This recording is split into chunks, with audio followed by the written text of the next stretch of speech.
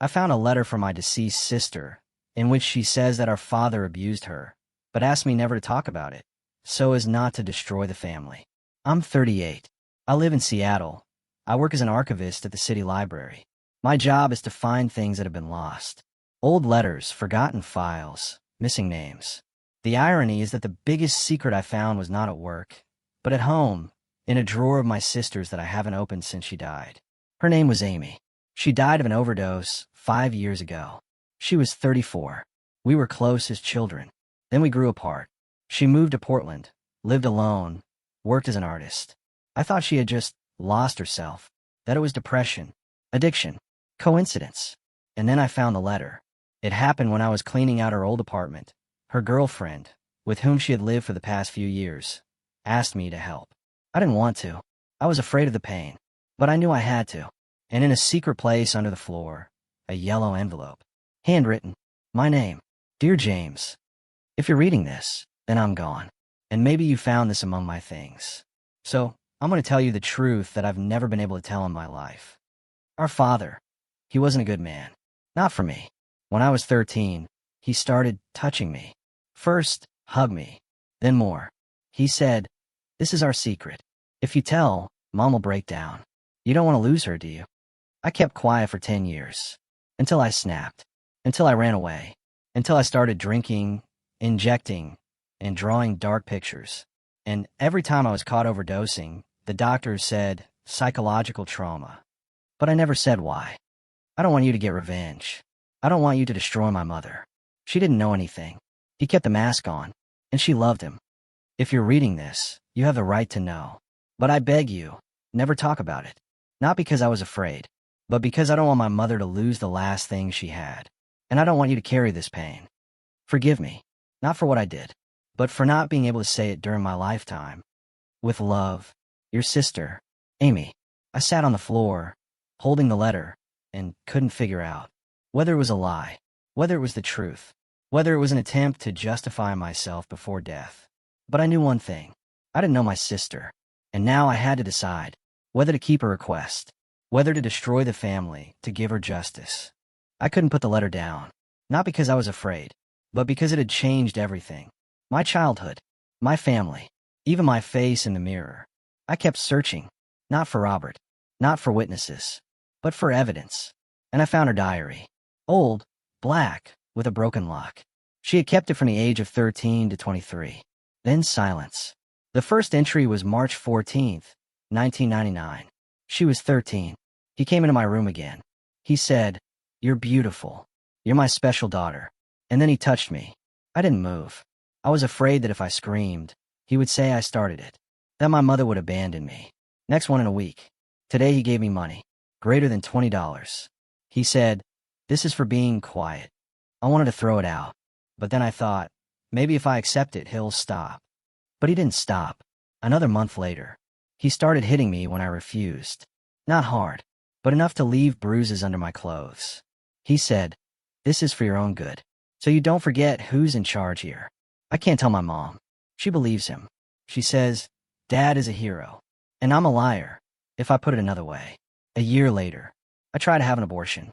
Not because I didn't want a child, but because I was afraid he would make me a child, that it would be his, and no one will ever believe it. I read this and couldn't breathe.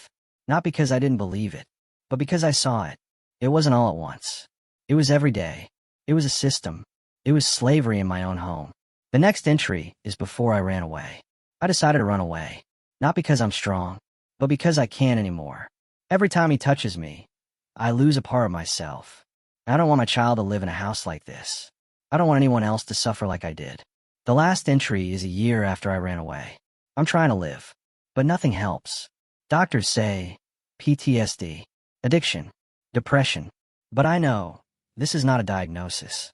These are the consequences. And the reason is him. And no one will ever say, "I'm sorry we didn't save you." I closed the diary. I couldn't speak. I just stared at the wall. And I understood. She didn't lose herself. She was destroyed. And no one protected her. An hour later, I called my mother. "Mom, I found Amy's diary." Silence. "I know," she said. "What? Do you know?" "Yes," she said. She told me. A year ago. Before she died. And you didn't do anything? What was I supposed to do? She said, destroy it. Go to the police. He would say she was lying, that it was revenge for me, forbidding her from going to Italy. And the judge is his friend. No one would believe her. But she suffered. Yes, said my mother. And I suffered. Every time I looked at him, I thought, you destroyed her. But I couldn't lose too. I couldn't lose you. And I was silent. How is she? And now she's dead, said my mother. And I carry it inside me. How she carried his touch. I hung up the phone. And I sat, looking out the window, and thought, is it possible to love a father who destroyed a child? Is it possible to respect a mother who is silent? Is it possible to forgive when no one asks for forgiveness? I couldn't leave it like that. Not because I was angry, but because I was afraid that everything I remembered was fake. I started looking for photos. Not digital ones. Not from my smartphone, but old ones on paper, in albums we collected over the years. The ones where we were happy. And here they were. A photo from Thanksgiving, 1999. Amy is 13, wearing the sweater I gave her, standing at the table. Her father is standing behind her. His hands are on her shoulders. Not like a father, like an owner. I hadn't noticed it before, but now I saw. She wasn't smiling. Her eyes were empty. Her hands were clenched.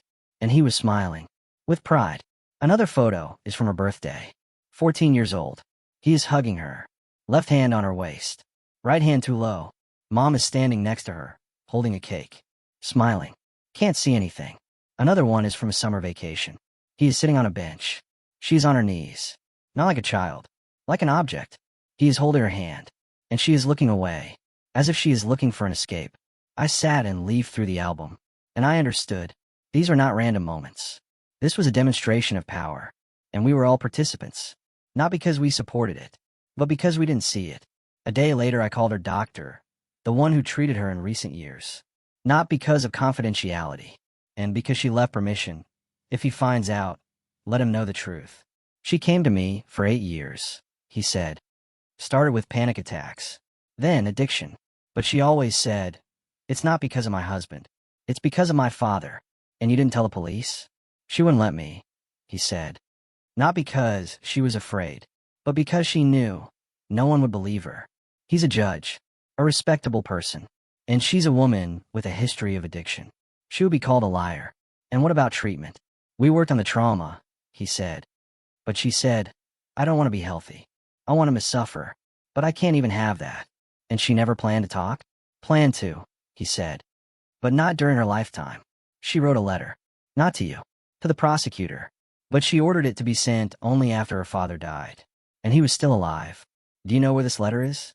Yes, he said. It's in the clinic's safe. And it will be sent when that man dies. Even if your sister dies first. I couldn't speak. She didn't want justice for the sake of revenge, the doctor said. She wanted the truth to exist, even if no one hears it. I returned home. I sat on the porch. I looked at the rain. And in that moment I understood. She wasn't asking me to be silent to protect my family. She was asking me to protect myself. From pain. From anger. From choosing who to lose, my father or my sister.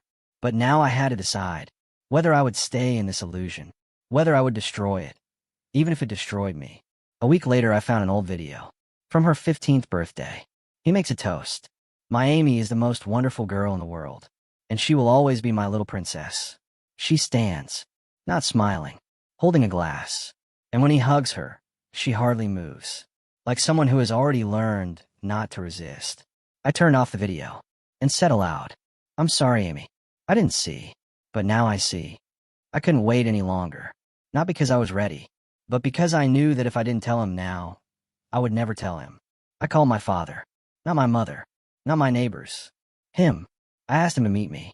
Not at home, not a cafe, in a park where the 4 of us used to walk together.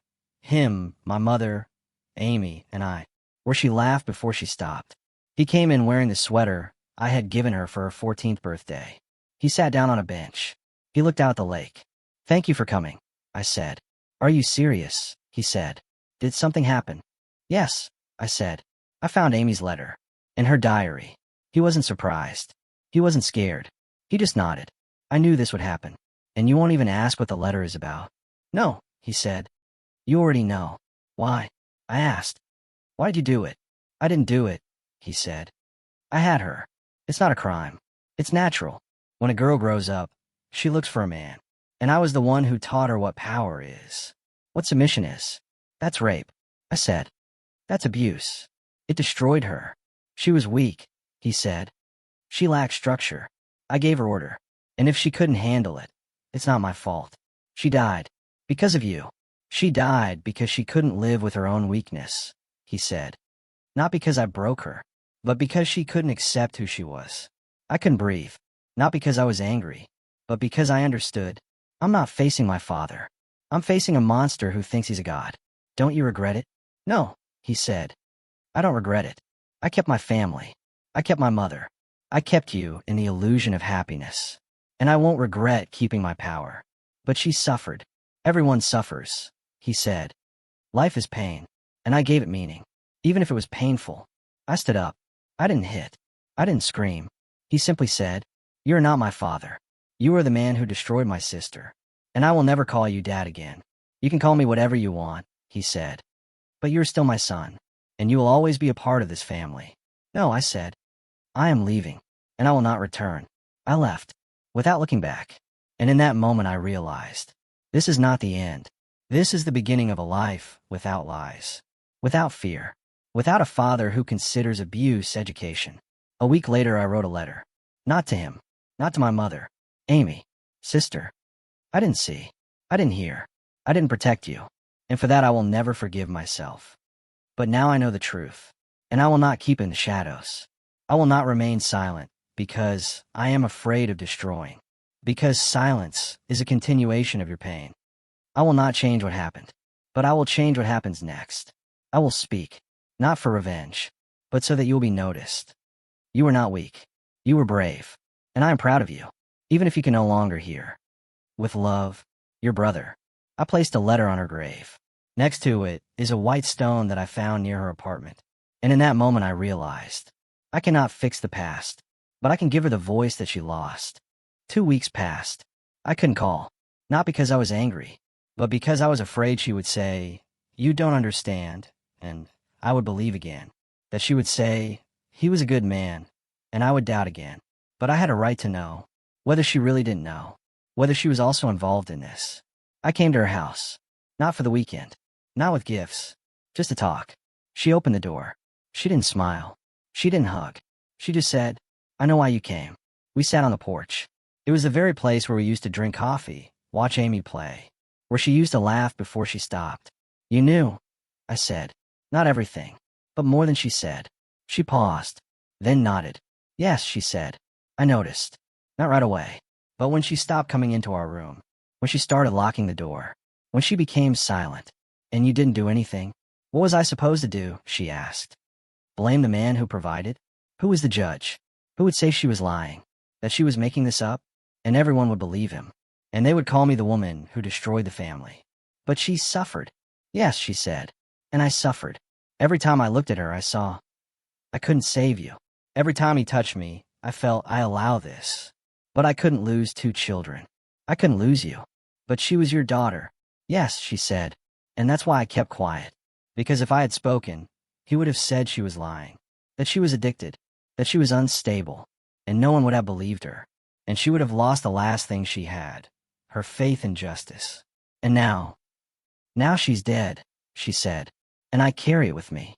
Not as a betrayal. As guilt. Like a mother who couldn't save her child. Even when she saw it. She cried. Not quietly. Not out of guilt. Like someone who hadn't said anything for 20 years and finally let it out. "I don't want you to blame me," she said. "I want you to know. I loved her. More than anything. And silence was my way of surviving. So that at least one of us would survive."